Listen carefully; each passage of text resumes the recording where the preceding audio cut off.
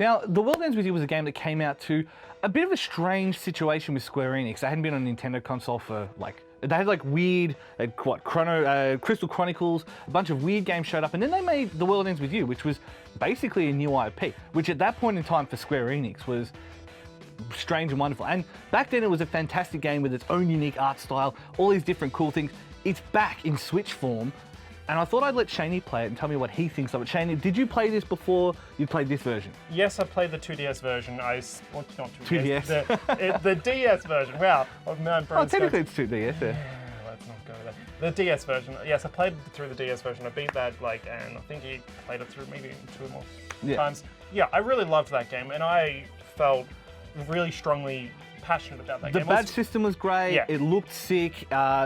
Being set in Shibuya in a time when it was tough to and this semi-realistic, but you know what I mean.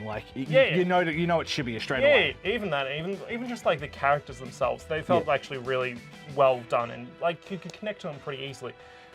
There was also something that was maybe not revolutionary, but I really, really enjoyed it, and that was the use of the 2 screens. Yes. How you could play one character on one screen and play the other character on the other screen. It was 2 separate things, and you could use AI for the top screen and just play on the bottom screen.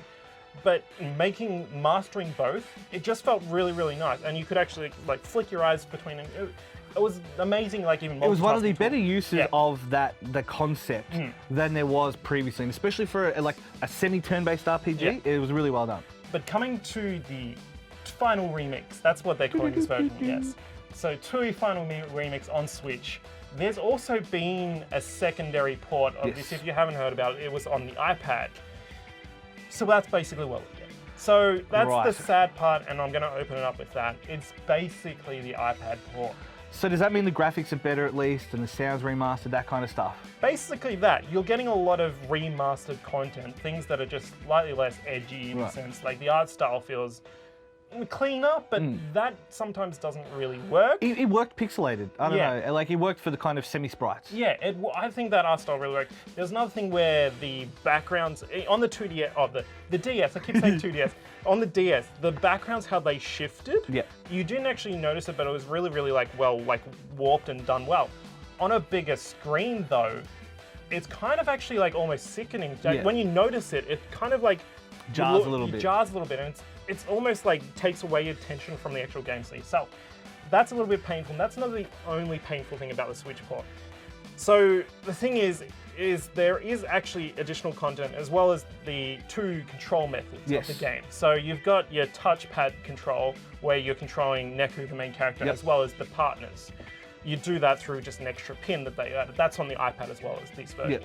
So you don't have the 2-screen kind of the single-player multiplayer in an aspect. You can play co-op having one person control the other person through with your, not Wiimotes, but Joy-Cons.